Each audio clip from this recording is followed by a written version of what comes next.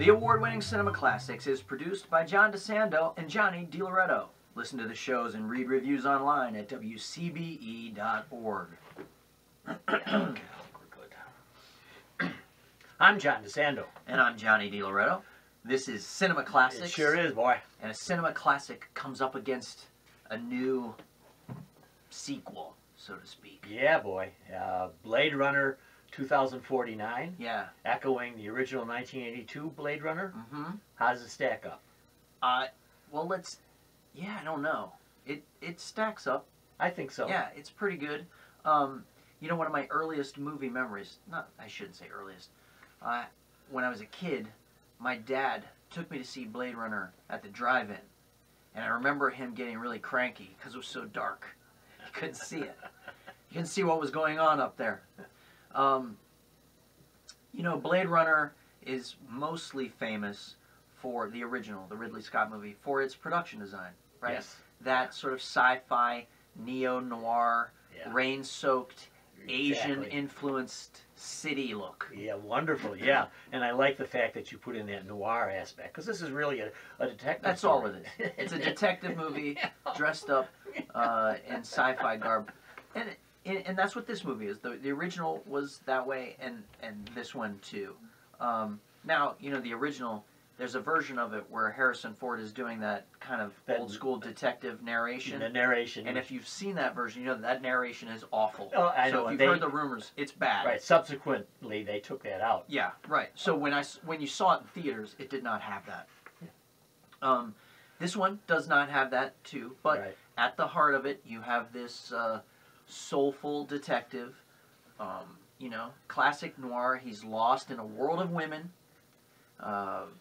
some of whom are, you know, the moral scales are all over the place. Well, what I love about that is that you're never sure who's a replicant and who isn't. Mm-hmm. And I think even to this day, even with the new one, 2049, we're not sure as he returns, the Deckard, yeah, as he returns, whether he's a replicant or not. See, I thought he was. Well, I know, and Right? I do too. And they're talking like he is. It's not certain. Yeah, but I'll tell you one thing, though, because I like to share these with you, this kind of unknown, what Harrison Ford said about it originally. Yeah. It's a film about whether you can have a meaningful relationship with your toaster. Yeah, good. But the darkness, and it was set, that original one was set in 2019, so 2 years from now. And of course, not much of that has eventuated. Mm-hmm. But when you consider how dark and calamitous our current world is, Yeah.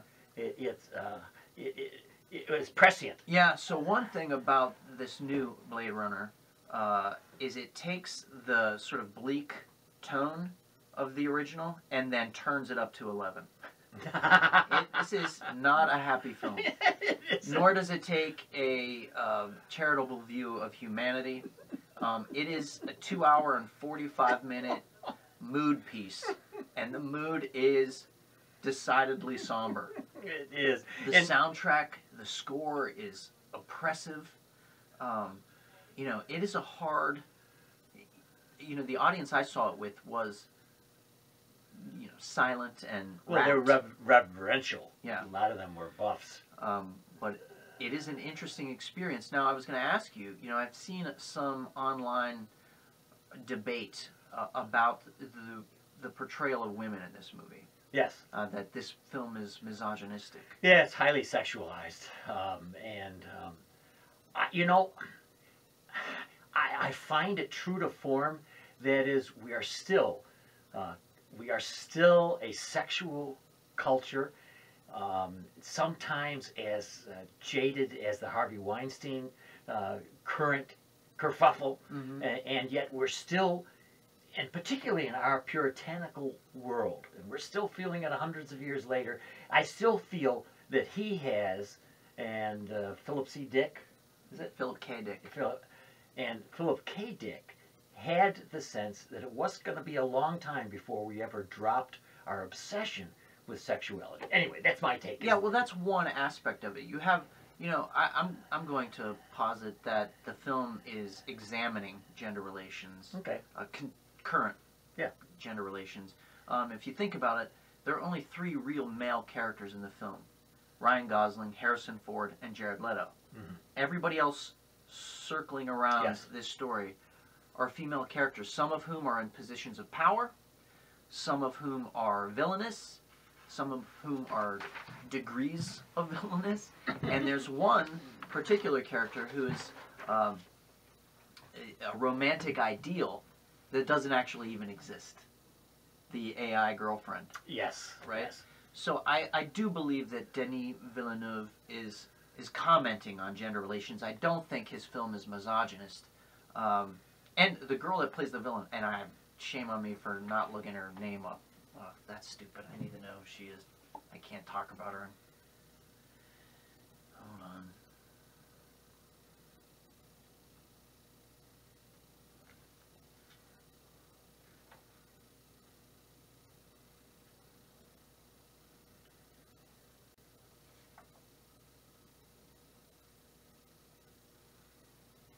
Is this Rachel that she plays? No, Rachel? the bad girl.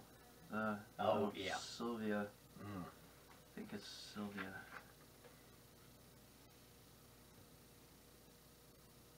Yeah. Okay. And the woman that plays the villain, Sylvia Hex, she's the android, the replicant hunter. She's after. She's a tough lady. Yeah. And you know, I know probably a lot of people are going to say, well, here's a woman, she's a villain, and, you know, she gets tangled up in the battle at the end with the hero and suffers a pretty brutal demise. But I thought she was a strong character. I thought she was a great screen villain, and I enjoyed watching her. You know, and I think ultimately what you have to do is sort of divorce yourself from sometimes the narrative and what happens in the film and look at, you know, we want women to have better roles, right? And meatier roles. And they won't always be perfect, you know, moral standards. You're making a good point. There's something very democratic about the depiction of women. And I guess part of my vision of that was women have always been a fantasy for men. Mm-hmm. And so there's a great deal, even that giant woman that you see outside, projected outside. Yeah, these are enormous fantasies that men can't seem to shake. Right. Yet the director and Dick have seen women as central to the experience of civilization. Yeah. And just about her being a tough, the Sylvia, being tough, I think you're so right. I mean, I find that not attractive, but I find that so perfect for the role that feminism is playing in our society, and I see nothing pejorative about it. I think this is a good thing. Yeah, and you know, and just to underscore my belief that Villeneuve is doing a critique here, is Ryan Gosling as the replicant cop is after a messianic figure. He's looking for this messianic child, right, that represents the future of androids, Sure. you know, and he believes it's him. I know. Right? Yes. Now, I'm not going to spoil the movie, it may or may not be him. Yeah. And the answer to that question, I think, is the answer to this question, whether or not the movie is misogynistic. Yes. Because I think there's a knowing, there's some knowing stuff at work there. And you know, this is not all about women, even though you and I appreciate women. It's not that the film is all about women. No, it's about men. Clearly, it's about men. And it's also about slavery. Mm-hmm. The replicants are representative of that underclass of people, from servants to prostitutes and so on, that are served the higher society. And I think that they're making they continue in all these years to emphasize that that there is still a class structure, and there still is a subservient part of our culture. Yeah. And you know, I mean, it's emphasized today in the politics today. Our current tax cut initiative is clearly in favor of the upper class. It's always the middle or working class, both of those, who are going to suffer. So there's still that happening. Mm-hmm. Yeah. You know, another wrinkle that I think is problematic in the film's depiction of women is that when the women characters come together, they're pitted against each other. There's no woman on another woman's side, except maybe the woman who is like the one-eyed prophet, you know, the leader of the android pact, so to speak. And again, though, I just think it's interesting. You know, I think when you have to sort of unpack these things in a movie, that's a good sign. When there's conflicting ideas, there's a lot of stuff to work with. You know, a lot of thesis and antithesis. Also, we live in contradictions every day, and we're trying to put all of that together, trying to understand the complexity of our natures, and that's why I like the film, because it isn't just one particular way. There are numerous ways of looking at it. That's what makes it, I think, a classic film. Now, I don't know what we can do to help this Blade Runner 2049, because it's tanking at the box office. Yeah, well, you know, the thing we can do is to convince Hollywood to spend less money. Because I do think the audiences who are going are getting what they want. It's a smart, evocative, beautifully photographed. Yeah, beautifully photographed and performed movie. Yeah. You know, because it's underperforming just goes to show you, because they spent too much money. You know, I don't know that adjusted for today's dollars if the original would have come close to the budget of this one. But, you know, I think the people who are going are being rewarded with a smart movie. And, and you know, more people should see it. And you know what?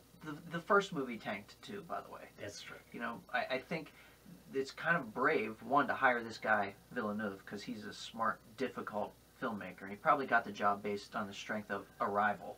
Yes. And Sicario. And Prisoners. Yeah, just got a great filmography. Yeah. He's quietly amassing a filmography of quality films. Well, you know, one of its handicaps is that it's very long. Yeah, for sure. And that's the other thing, you know, just in terms of run times, it doesn't screen as many times per day as other films. Yeah. So it's going to naturally make less. Yeah, and because of that dark ambience, because of the challenges of so many of the themes that we have talked about, some may consider too much a struggle to get through it, and that is not so. I contend that almost 3 hours fled by if you were there only for the visual images. Yeah. But if you think about the characterization in the themes, Blade Runner 2049. Yeah, the future doesn't look good for us.